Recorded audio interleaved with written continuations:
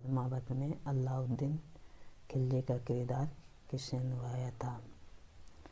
Option number A Shahid Kapoor, option number B Ranbir Kapoor, option number C Rana Durgavati, option number D Ranveer Singh.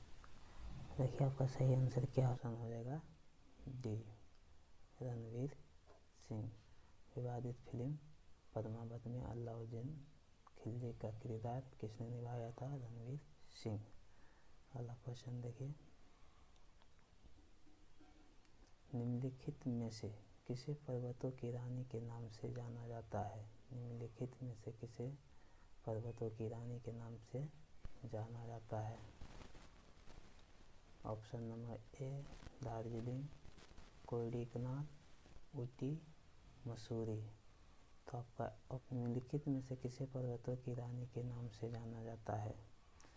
निम्नलिखित में से किसे पर्वतों की रानी के नाम से जाना जाता है? ऑप्शन नंबर ए Darjeeling, Kodaikanal, Ooty, Mussoorie. Option number D आपका सही हो जाएगा। मसूरी को पर्वतों की रानी के नाम से जाना जाता है।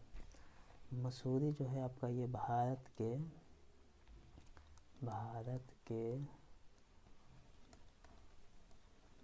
मसूरी कहाँ है? भारत के उत्तराखंड राज्य में है। मसूरी कहाँ है?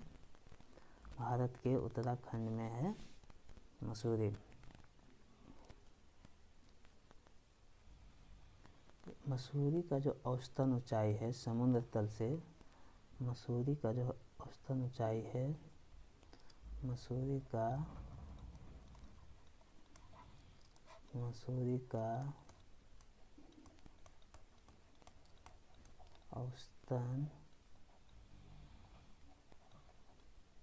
औसतन ऊंचाई सागर तल से 2005 मीटर है। मसूरी का औसतन ऊंचाई सागर तल से कितना है? 2005 मीटर है। मसूरी का गंगोत्री का प्रवेश द्वार भी कहा जाता है। मसूरी को क्या कहा जाता है? गंगोत्री का प्रवेश द्वार भी कहा जाता है। मसूरी को क्या कहा जाता है? गंगोत्री का प्रवेश द्वार भी कहा जाता है। अगला क्वेश्चन देखिए क्या कह रहा है।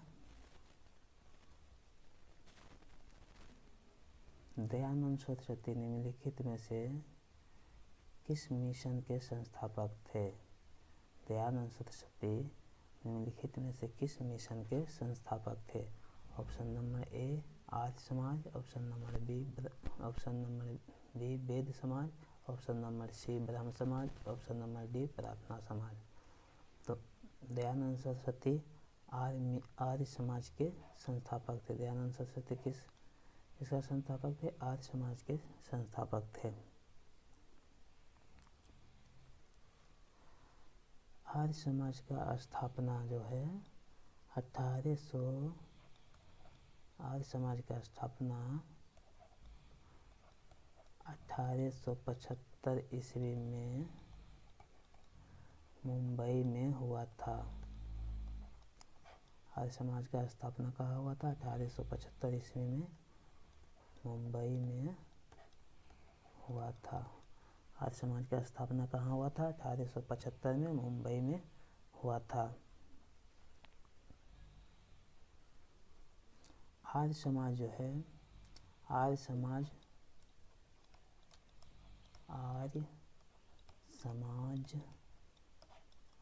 मूर्ति पूजक का विरोधक था। मूर्ति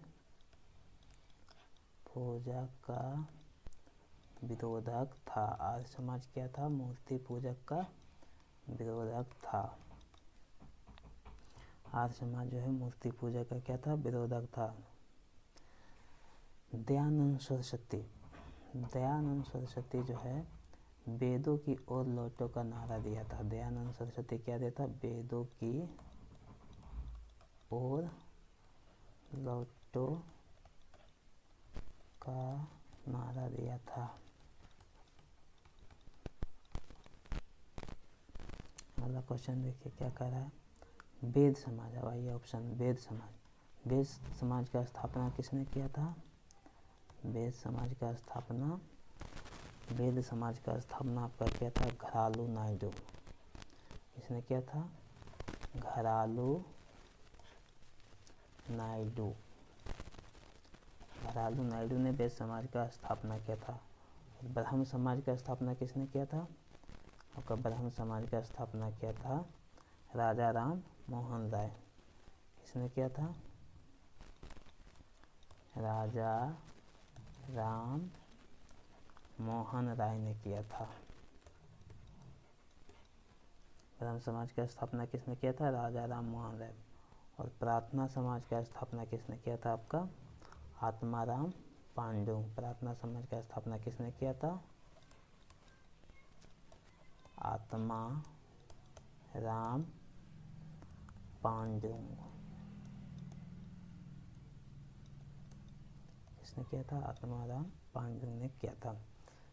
दयानंद सरस्वती निम्नलिखित में से किस मिशन के संस्थापक थे? तो आर्य मिशन के संस्थापक थे। दयानंद सरस्वती किस मिशन के संस्थापक थे? आर्य मिशन के संस्थापक थे। आर्य समाज का स्थापना 1875 में कहाँ हुआ था? मुंबई में हुआ था। आर्य समाज का स्थापना 1875 ईस्वी में मुंबई में हुआ था। आर्य समाज मूर्ति पूजक का विरोधक क्या था? आर्य समाज मूर्ति पूजक का विरोधक था। और वेद समाज का स्थापना किसने किया था? घरालू नायडू ने किया था। वेद समाज का स्थापना किसने किया था? घरालू नायडू ने किया था। प्रार्थना समाज का स्थापना किसने किया था?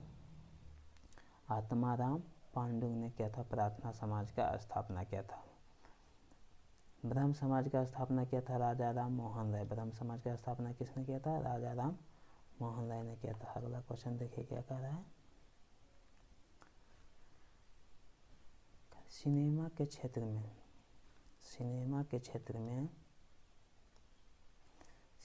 क्षेत्र में सर्वश्रेष्ठ प्रदर्शन के लिए प्रतिवर्ष अकादमी अवार्ड ऑस्कर का आयोजन किस देश में किया जाता है? ऑस्कर का आयोजन किस देश में किया जाता है?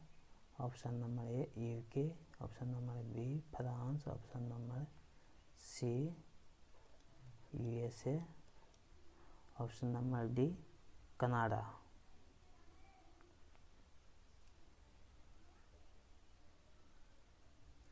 तो आपका राइट आंसर क्या हो जाएगा? यूएसए, अमेरिका में। ऑस्कर अवार्ड पुरस्कार कहाँ दिया जाता है? अमेरिका में दिया जाता है।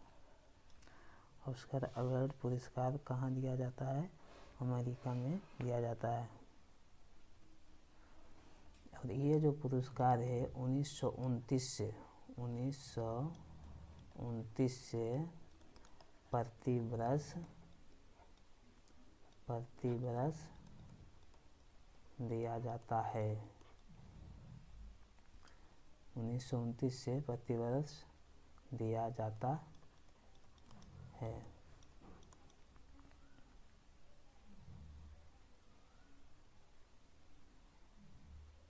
बिरानवा पुरस्कार 2020 में प्रदान किया था। बिरानवा ऑस्कर पुरस्कार 2020 में से प्रदान किया गया था। यह पुरस्कार जो है लॉस एंजिल कैलिफोर्निया में दिया जाता है। यह पुरस्कार लॉस एंजिल कैलिफोर्निया में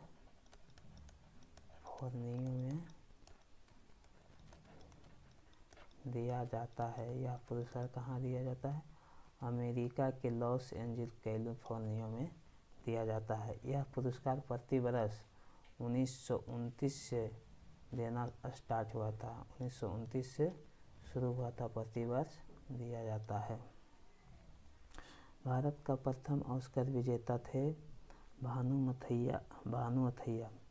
भारत का प्रथम ऑस्कर विजेता कौन थे? भारत का प्रथम ऑस्कर विजेता भानु ओथैया, भानु ओथैया थे भारत के प्रथम ऑस्कर विजेता।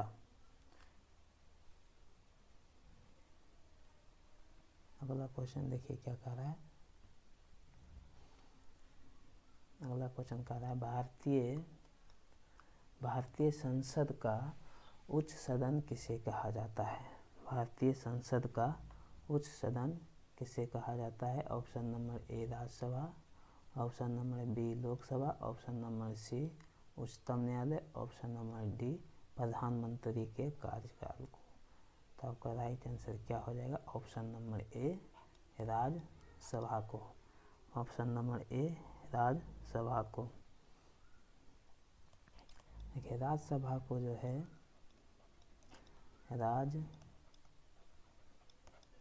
राज्यसभा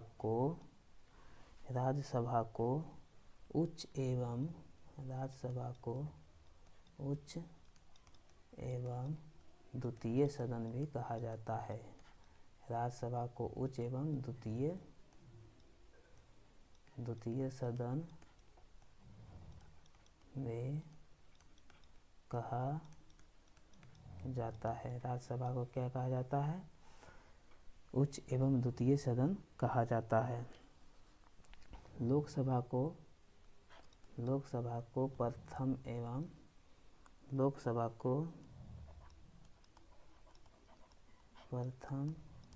एवं निम्न सदन कहा जाता है। लोकसभा को क्या कहा जाता है? प्रथम एवं निम्न सदन भी कहा जाता है।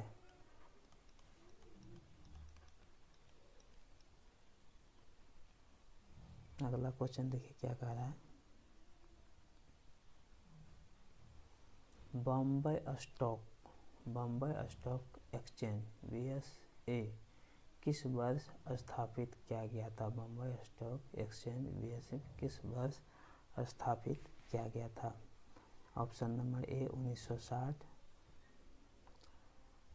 Option A 1960, option B 1920, option B 1920, option C 1875, option D 1947। तो आपका राइट आंसर क्या हो जाएगा? बॉम्बे स्टॉक का स्थापना ऑप्शन नंबर सी 1875 में हुआ था। कब हुआ था? 1875 में हुआ था। यह एशिया का सबसे पुराना स्टॉक एक्सचेंज है। यह जो क्या है बॉम्बे स्टॉक एशिया का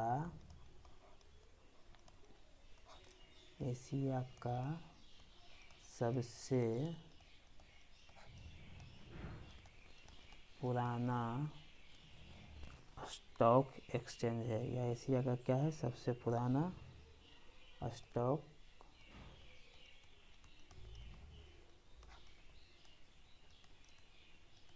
एक्सचेंज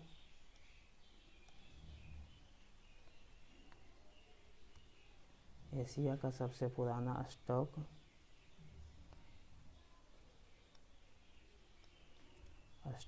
एक्सचेंज है। यह एशिया का क्या है? सबसे पुराना स्टॉक एक्सचेंज है। बम्बई के दलाल पथ में जो है बम्बई के दलाल पथ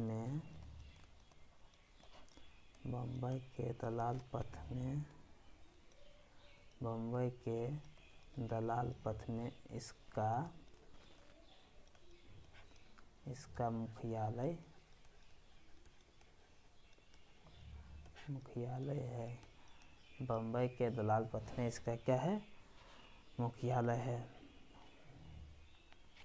यह एक्सचेंज का शाखा जो है बॉम्बे स्टॉक एक्सचेंज का शाखा भारत के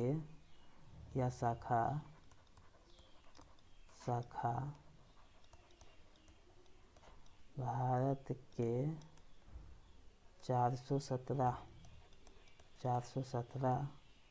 शहर तक 417 शहर तक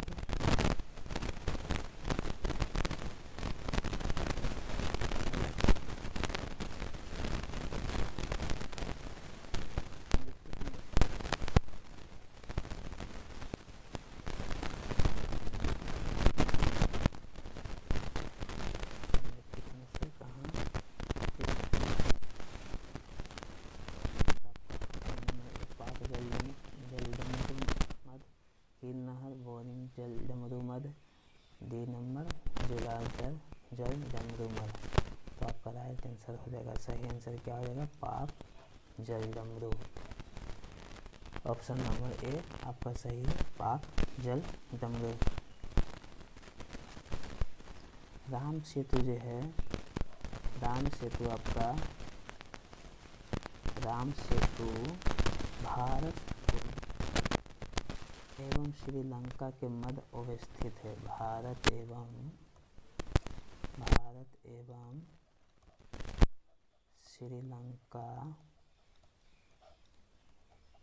के मध्य अवस्थित है। राम सेतु कहाँ है? भारत एवं श्रीलंका के मध्य अवस्थित है। राम सेतु कहाँ है? भारत एवं श्रीलंका के मध्य अवस्थित है।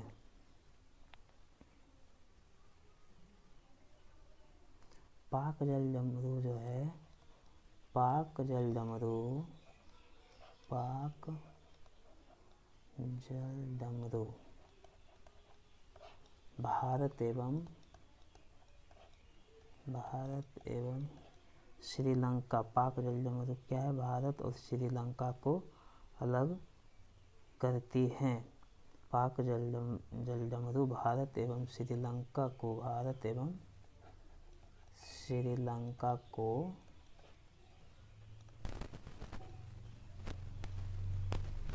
अलग करती है। पाक जल डमरू क्या है? भारत और श्रीलंका को अलग करती है। कील नहर जो है आपका, कील नहर उत्तरी सागर एवं बाल्टिक सागर को जोड़ती है। कील नहर उत्तरी सागर एवं बाल्टिक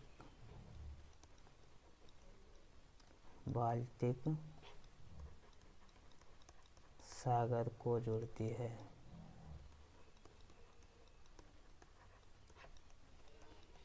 कील नहर क्या करता है? उत्तरी सागर एवं बाल्टिक सागर को जोड़ती है। अगला क्वेश्चन देखिए क्या कह रहा है। जब भारत छोड़ो आंदोलन का, जब भारत छोड़ो प्रस्ताव हुआ था तब कांग्रेस के अध्यक्ष कौन थे? जब भारत छोड़ो प्रस्ताव हुआ था तब कांग्रेस के अध्यक्ष कौन थे?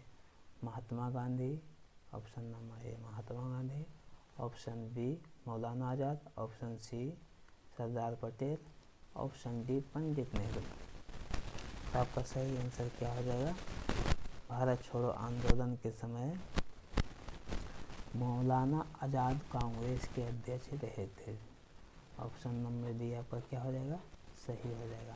ऑप्शन नंबर बी, जब भारत छोड़ो का प्रस्ताव हुआ था तब कांग्रेस के अध्यक्ष मौलाना आज़ाद थे।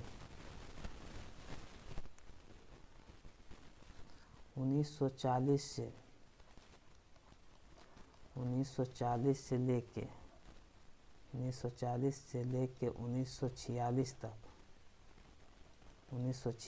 तक लगातार मौलाना आज़ाद कांग्रेस के अध्यक्ष रहे। लगातार मौलाना आज़ाद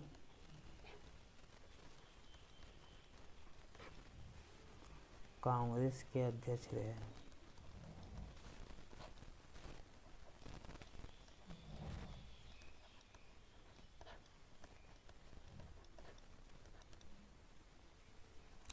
भारत छोड़ो का प्रस्ताव 1942 में पास हुआ था। भारत छोड़ो का प्रस्ताव जो है 1942 में पास हुआ था। भारत छोड़ो का प्रस्ताव कब हुआ था? 1942 में पास हुआ था।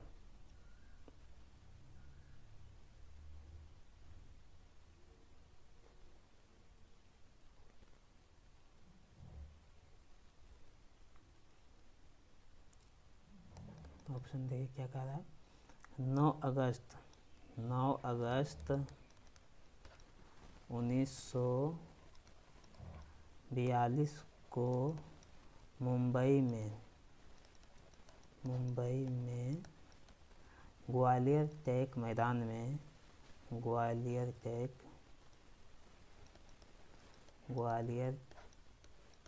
टैंक मैदान में मध्यरात्रि को सभा को संबोधित करते हुए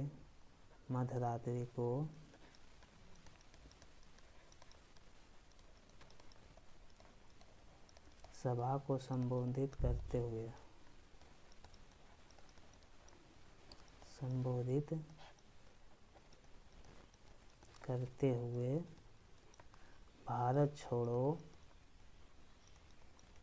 आंदोलन की भारत छोड़ो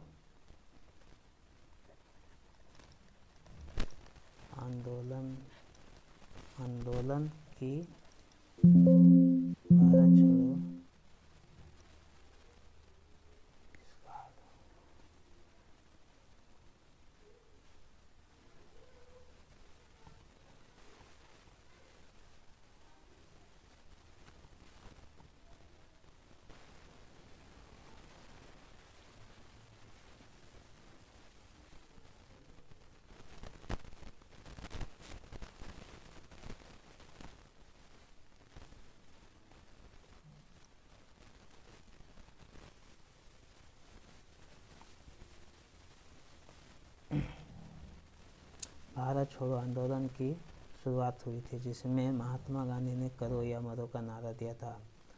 भारत छोड़ो आंदोलन की शुरुआत होने में महात्मा गांधी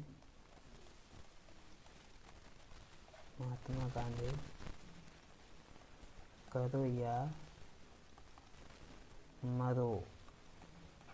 या मरो का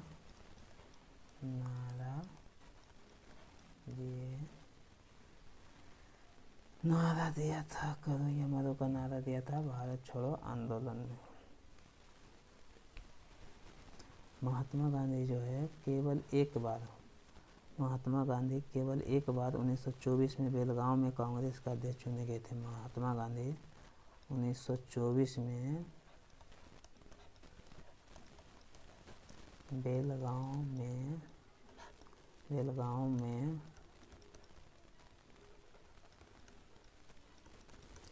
कांग्रेस का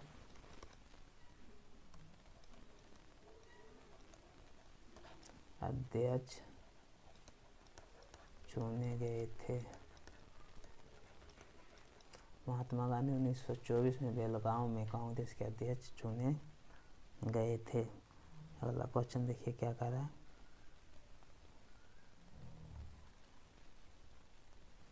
किस समिति ने न्याय पंचायत का गठन किए जाने का सुझाव दिया था? किस समिति ने न्याय पंचायत का गठन किए जाने का सुझाव दिया था? Option number A Ashok Mehta, Balwant Rai Mehta, L M. Singhvi, D Chimni Bhai Mehta. आपका राइट आंसर क्या हो जाएगा? अशोक मेहता समिति। अशोक मेहता समिति ने पंचायती राज के तहत न्याय पंचायत का गठन किए जाने का सुझाव दिया था। किसने दिया था? अशोक मेहता समिति ने दिया था।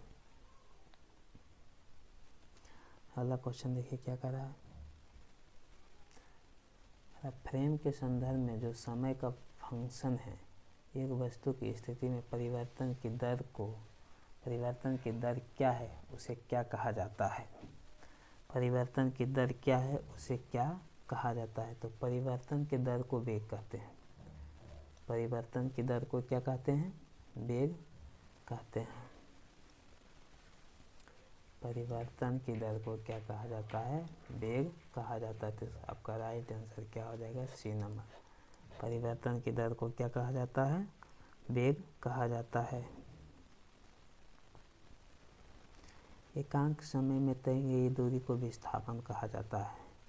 एकांक समय में तय की गई दूरी को विस्थापन कहा जाता है। विस्थापन कहा जाता है। एकाग्र समय में तय की गई दूरी को क्या कहा जाता है? विस्थापन कहा जाता है। वेग का फार्मूला क्या होता है आपका? वेग का फार्मूला होता है विस्थापन बटे समय। विस्थापन बटे समय। वेग का फार्मूला क्या होता है? विस्थापन बटे समय। वेग का एसआई मात्रक होता है, इसका एसआई मात्रक, वेग का एसआई मात्रक क्या होता है? मीटर प्रति सेकेंड होता है। वेग का एसआई मात्रक क्या होता है? मीटर प्रति सेकेंड होता है। अगला क्वेश्चन देखिए क्या कह रहा है।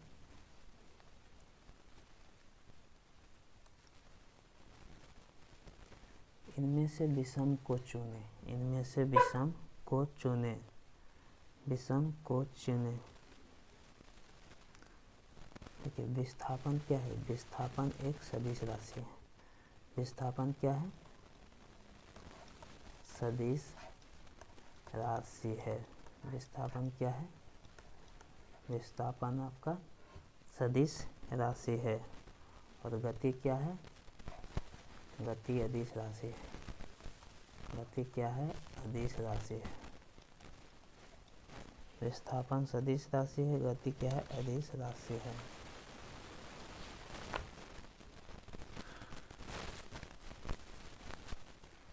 संवेग एक सदिश राशि है। संवेग क्या है?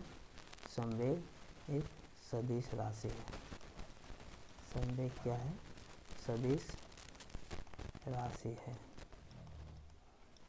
संवेग क्या है? सदिश राशि है।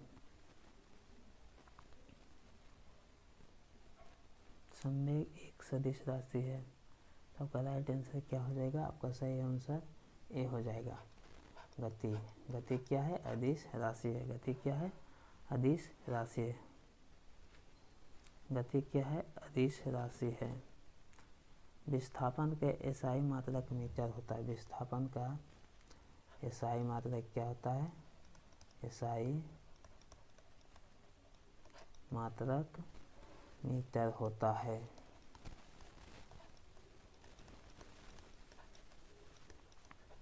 विस्थापन का एसआई मात्रक क्या होता है? मीटर होता है। अगला क्वेश्चन देखिए क्या कह रहा है।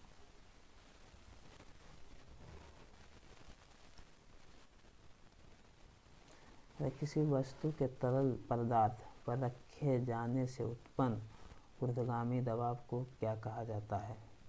किसी वस्तु के तरल पदार्थ पर रखे जाने से उत्पन्न ऊर्ध्वगामी दबाव को क्या कहते हैं? तो आपका ऑप्शन देखिए क्या है। ए में बायनेट फोर्स, बी में फिक्शन फोर्स, बी में अप्लाइड फोर्स, बी में ग्रेविटेशनल फोर्स। तो आपका सही आंसर क्या हो जाएगा? सही आंसर आपका हो जाएगा बायनेट फोर्स हो जाएगा। सही आंसर क्या हो जाएगा? बायनेट फोर्स हो जाएगा। अगला क्वेश्चन देखिए क्या कहा।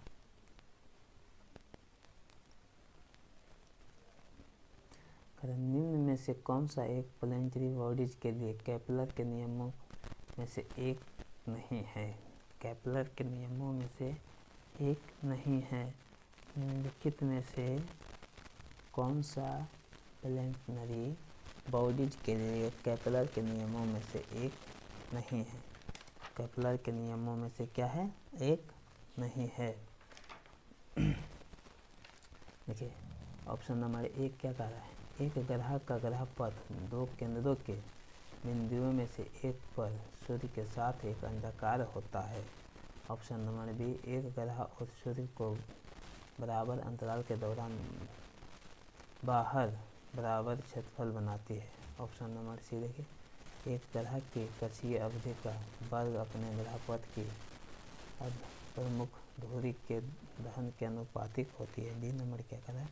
कक्षीय अवधि ग्रह के द्रव्यमान पर निर्भर करती है।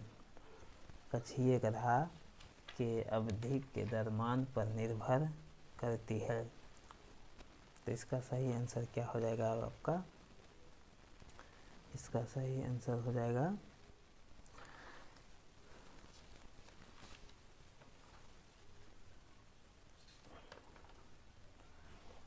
14 का डी।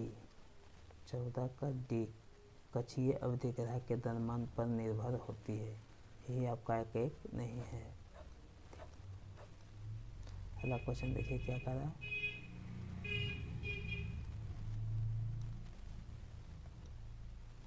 एक वस्तु पर लगाए गए गुरुत्वाकर्षण बल को क्या कहा जाता है? एक वस्तु पर लगाए गए गुरुत्वाकर्षण बल को क्या कहा जाता है? एक वस्तु पर लगाए गए गुरुत्वाकर्षण बल को क्या कहा जाता है?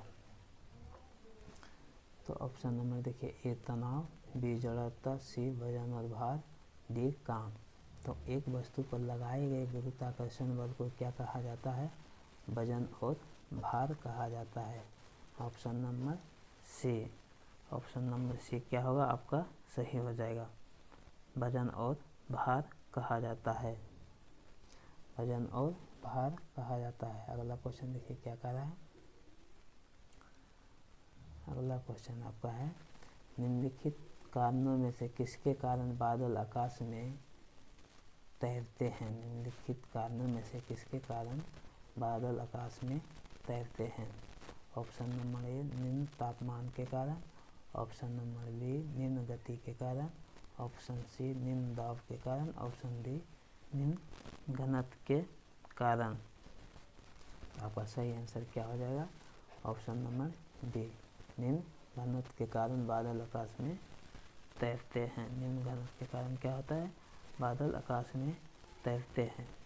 कहा जाता है तैरते हुए मनुष्य का जो है, तैरते हुए मनुष्य का घनत्व कम होता है पानी की अपेक्षा। तैरते हुए मनुष्य का, देखिए पॉइंट क्या कह रहा है, तैरते हुए मनुष्य का, तैरते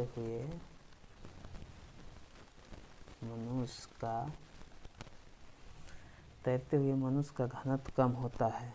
तैरते हुए मनुष्य का घनत्व कम होता है किसके अपेक्षा?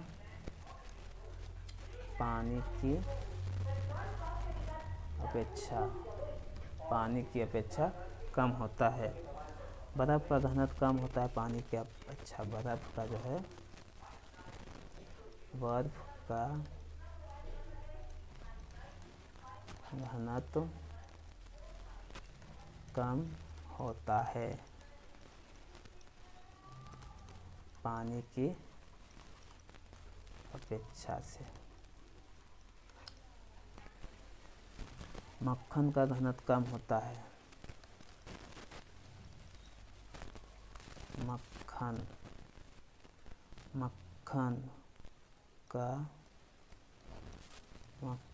का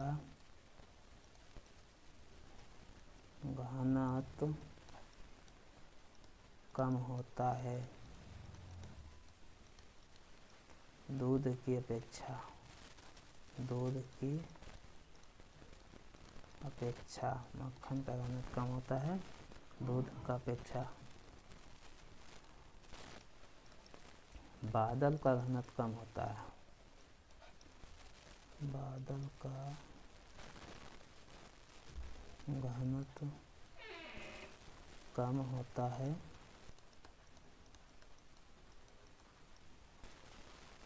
वायुमंडल के अपेक्षा। अगला क्वेश्चन देखिए क्या कह रहा है। एक बार फिर से क्वेश्चन देखिए, निम्नलिखित कारणों में से किसके कारण बादल आकाश में तैरते हैं? तो आपका सही आंसर हो जाएगा निम्न घनत्व के कारण। पॉइंट देखिए क्या कहा था, कहता तैरते हुए मनुष्य का घनत्व कम होता है पानी की अपेक्षा। तैरते हुए मनुष्य का घनत्व कम होता है पानी की अपेक्षा। बर्फ का घनत्व कम होता है पानी की अपेक्षा। मक्खन का घनत्व कम होता है दूध की अपेक्षा। और बादल का घनत्व कम होता है वायुमंडल की अपेक्षा। अगला क्वेश्चन देखिए,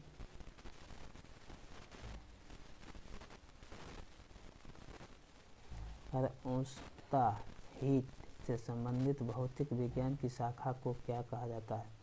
हित से संबंधित भौतिक विज्ञान के शाखा को क्या कहा जाता है? तो आपका option A optics, option B acoustics, thermodynamics, relativity. तो आपका सही आंसर क्या हो जाएगा? आपका ऑप्शन नंबर सी थर्मोडायनामिक्स हो जाएगा। आपका सही आंसर क्या हो जाएगा? थर्मोडायनामिक्स हो जाएगा। अगला क्वेश्चन देखिए क्या कह रहा है। हमें घास का रंग हरा दिखाई देता है, किस कारण से हमें घास का रंग हरा दिखाई देता है? क्योंकि हमें घास का रंग कैसा दिखाई देता है? हरा दिखाई देता है। ऑप्शन नंबर ए, यह हरे रंग के प्रकाश के वापस हमारी आंखों पर परावर्तित करती है। ऑप्शन नंबर बी, हरे रंग के प्रकाश को अवशोषित करती है। ऑप्शन नंबर सी, यदि हरे रंग के अलावा अन्य सभी प्रकाश को परावर्तित करती है। ऑप्शन नंबर डी, यह हमारी आँखों पर सफ़ेद प्रकाश का परावर्तित करती है। तो आपका सही आंसर क्या हो जाएगा? सही आंसर ए हो जाएगा। आपका सही ऑप्शन क्या हो जाएगा? सही ऑप्शन आपका ए हो जाएगा। यह हरे रंग के प्रकाश को वापस हमारी आँखों पर परावर्तित करती है। क्या करती है? परावर्तित करती है। अगला क्वेश्चन देखिए क्या करा। निम्नलिखित में से कौन सा विकल्प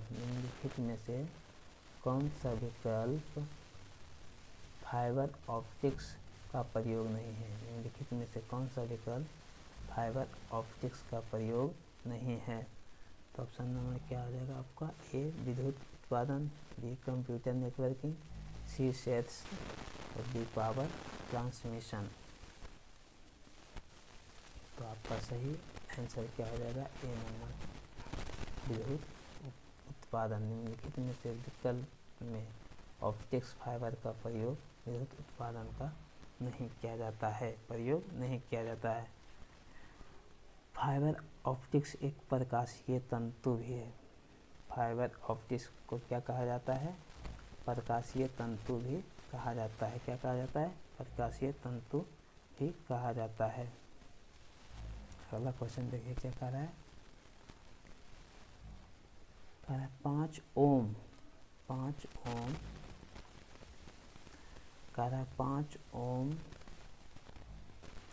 5 ओम प्रतिरोध वाले एक परिपथ में 5 ओम प्रतिरोध वाले एक परिपथ में यदि धारा में वृद्धि होती है तो वोल्टेज क्या होगा? यदि धारा में वृद्धि होती है तो वोल्टेज घट जाएगा।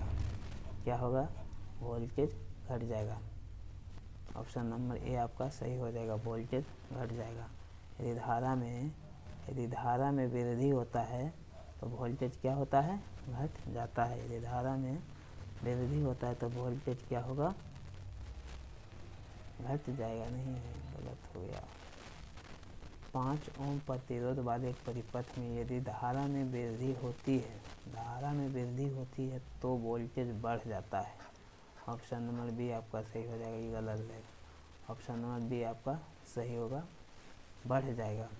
5 ओम प्रतिरोध वाले एक परिपथ में यदि धारा में वृद्धि होती है तो वोल्टेज बढ़ जाता है। धारा में वृद्धि होती तो वोल्टेज क्या हो जाता है? बढ़ जाता है। अगला क्वेश्चन देखिए क्या कह रहा है। एक साधारण चुंबक को आकर्षित नहीं कर सकता है। एक साधारण चुंबक इसको आकर्षित नहीं कर सकता है। ऑप्शन नंबर ए लोहा, ऑप्शन नंबर बी कांसा, option number C nickel, option number D steel.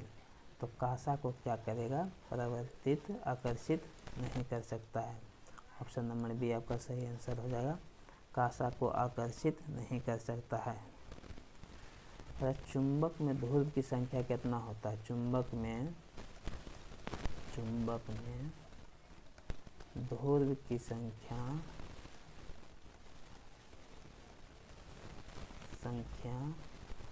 2 होती है। चुंबक में क्या होता है? ध्रुव की संख्या कितनी होती है? 2 होती है। चुंबक में ध्रुव की संख्या कितनी होती है? 2 होती है। अगला क्वेश्चन देखिए क्या कह रहा है। अगला क्वेश्चन क्या है, औसतन औसतन कितनी बार बिजली जो है धरती पर गिरती है। औसतन कितनी बार बिजली धरती पर गिरती है। औसतन कितनी बार बिजली धरती पर गिरती है। प्रति सेकंड 100 बार, प्रति दिन 100 बार, प्रति दिन 1000 बार, प्रति घंटा 100 बार। तो आपका सही आंसर क्या हो जाएगा, प्रति सेकंड 100 बार। ऑप्शन नंबर ए आपका सही हो जाएगा। औसतन प्रति सेकंड 100 बार बिजली धरती पर गिरती है। बिजली को न तो देखा जा सकता है न तो छुआ जा सकता है। बिजली को क्या होता है, ना तो देखा जा सकता है ना तो छुआ जा सकता है। अगला क्वेश्चन देखिए क्या कह रहा है। कह रहा है कंप्यूटर के किस भाग को कंप्यूटर के किस भाग को हार्वेस्टर कहा जाता है। कंप्यूटर के किस भाग को हार्वेस्टर कहा जाता है। Option number A software, option number B hardware, option number C control unit और ऑप्शन नंबर डी प्रोग्राम्स। तो आपका सही आंसर क्या हो जाएगा, control unit, option number C. Computer के किस भाग को हार्वेस्टर कहा जाता है, तो कंट्रोल यूनिट को हार्वेस्टर कहा जाता है। Control unit